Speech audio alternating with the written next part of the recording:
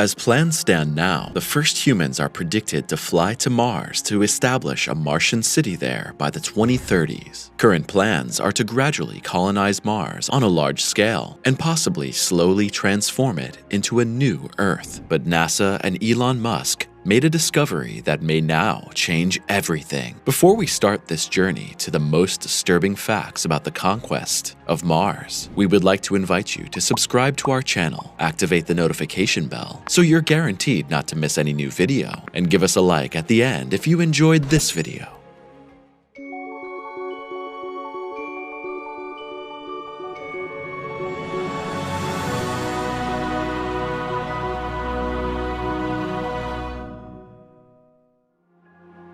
Elon Musk and NASA. You might think NASA and SpaceX are competitors in the field of space exploration, but that's not the case. Sure, Elon Musk and NASA's top brass don't always see eye to eye, but that's not to say the two companies have nothing to do with each other. On the contrary, since NASA had to completely stop the space shuttle program after the devastating Challenger and Columbia accidents, it's exclusively SpaceX Dragon space shuttles that undertake manned and unmanned flights to the ISS space station. Elon Musk works as a successful subcontractor of NASA, so to speak, and NASA is more than happy to have a functioning space shuttle available in these times. As a reminder, the Challenger and Columbia space shuttles crashed under dramatic circumstances, and in the case of Columbia, it was certainly due to material fatigue. NASA had unfortunately failed to adapt their space shuttles over the years, and somehow nobody at NASA had the idea to work on a new, functional shuttle. So Elon Musk with his SpaceX company came just in time. Since SpaceX Falcon rockets are also about half the price of the old NASA models, it is quite possible that SpaceX will soon deliver rockets to NASA in series. So far then, we have more cooperation than competition.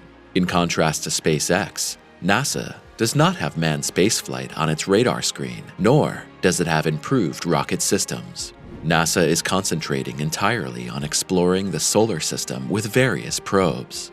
The second major NASA project is the brand new James Webb Telescope, which is to investigate the origins of space and the existence of exoplanets. So it's quite possible that the future of human spaceflight and Mars colonization will be entirely in the hands of the new private space pioneers. Although Musk keeps expressing confidence in sticking to Mars colonization plans, clear warnings are coming from NASA that could throw Musk's plans out the window after all.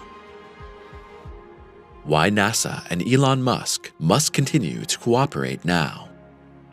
In the exploration of Mars, NASA has so far been well ahead. After all, the world's largest space agency has already sent countless probes to the Red Planet, and NASA was the first to place rovers on the surface of Mars. It all started with the still very simple Sojourners, followed by Spirit and Opportunity. Currently, the rovers Curiosity and Perseverance are still active on Mars. During all the missions, NASA collected an incredible amount of data and knowledge about Mars. If Elon Musk wants to send people to Mars, he will not be able to do so without NASA's knowledge. Whether NASA scientists will be willing to embark on the journey into the unknown under the given circumstances may be doubtful. Good reasons not to send humans to Mars.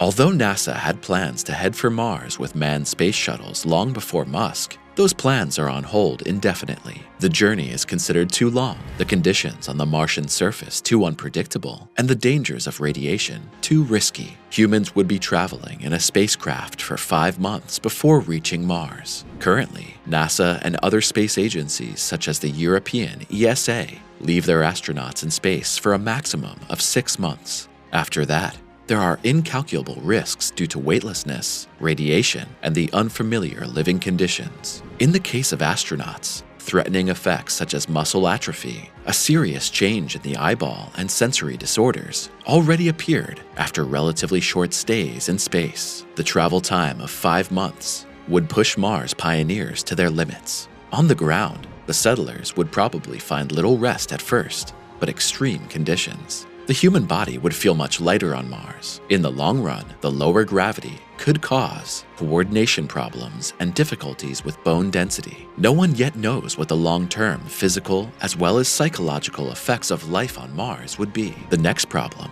not to be underestimated, is the impossibility of bringing people back. Launching a rocket from Mars to send a space shuttle towards Earth might be possible after many, many years of Mars colonization, but not in the early days. A space capsule controlled from Earth could indeed bring back settlers and scientists. However, the expense, travel time, and availability are other risks because Mars is only easily accessible from Earth every few years. If that window closes, humans would need years to return to Earth from Mars. NASA will continue to rely on rovers for quite some time.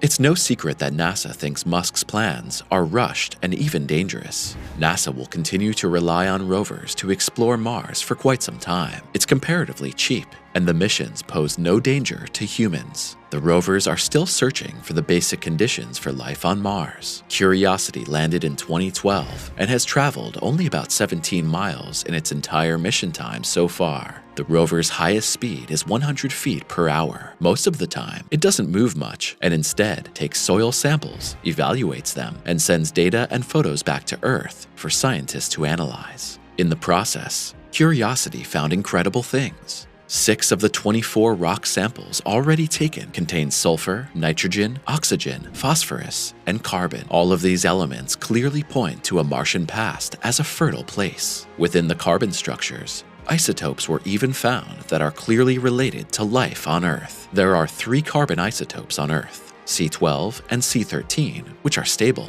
and C14, which is an unstable radionuclide. When it comes to carbon isotopes, life always prefers C12. It's involved in important processes in nature and also in our bodies, such as photosynthesis or in the metabolism of food. In some cases, 70 units more C12 were found in the samples than would have been the case in a comparable sample from Earth. This can be called a super biosignature.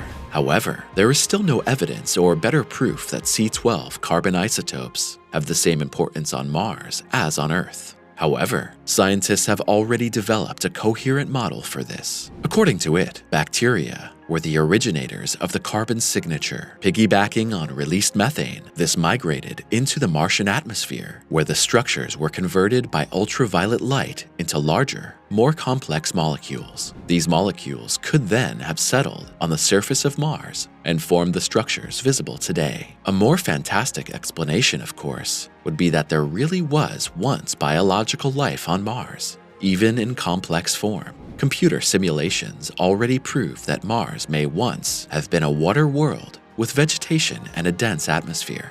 It remains to be seen whether Curiosity will find more traces and evidence of life. At 10 years, the rover has actually outlived its operational life. But thanks to an innovative propulsion method that uses electricity from the heat of radioactive decay of plutonium, Curiosity keeps rolling and exploring. On Earth, in addition to the purely scientific data, we are also often delighted to see funny selfies that this successful rover shoots of itself. Curiosity's twin brother, Perseverance, also loves to take selfies, and at first glance, the two are truly indistinguishable from each other, if it weren't for Percy's little flying companion, Ingenuity. The first Mars helicopter has always been at the rover's side since the mission began in 2021. About 1,800 miles from Curiosity, Perseverance is also searching for traces of life and former water deposits in the Jezero crater. For the first time, the mission also plans to send rock samples from Mars to Earth. From the timetable, this makes it look like NASA is still studying rocks, while Musk wants to send the first construction units for Mars houses to the Red Planet. This sounds bizarre, and Elon Musk must face another obstacle: water on Mars. In the long run, Mars settlers will have a hard time if water is not available on the planet. While it would be possible to fly a certain amount of water to Mars, it would be very expensive because water is heavy and it would always have to be perfectly treated on site. Otherwise, lives would be lost. In the meantime, frozen water has been detected quite reliably on Mars. However, it's still questionable whether humans could use this water for themselves and how Mars settlers and scientists could get to it. Certain deposits have been found in rock, and most of the water is probably available at the poles. We know that on Earth, the poles are only accessible under extreme conditions, and it would be nearly impossible for Martian settlers to tap the poles as sources. Otherwise, Mars is covered by frozen carbon dioxide in mountains and at the poles. Currently, physical and chemical conditions on the Martian surface do not allow for the permanent presence of liquid water. However, researchers believe it's possible that moisture and water could be extracted from effects such as morning frosts via hygroscopic salts near the surface. It would be up to the first humans on Mars to investigate these very things in more detail and conduct tests. Giving Mars an atmosphere. Despite these warnings and obstacles, Elon Musk is not giving up. As head of Tesla, the visionary has already proven to the world once that stubbornness can lead to the goal. This man doesn't let no stop him, and meanwhile, already has a plan ready to give Mars back its protective atmosphere. Musk wants to warm both poles of Mars with nuclear weapons, and if necessary, create artificial atmosphere with the help of rockets. In fact, NASA also already had a plan in the 1990s that envisioned something similar. Via an artificial greenhouse effect, it might be possible to turn Mars back into a water world. These concepts, known as terraforming, could solve some of the Mars-Seidler problems if they worked. At the same time, however, they represent a massive intervention in the nature of our planet about which we know comparatively little. What do you think about such plans and the idea of sending humans to Mars? Let us know and share your ideas and opinions with us in the comments. We thank you for watching and look forward to seeing you again for a new video.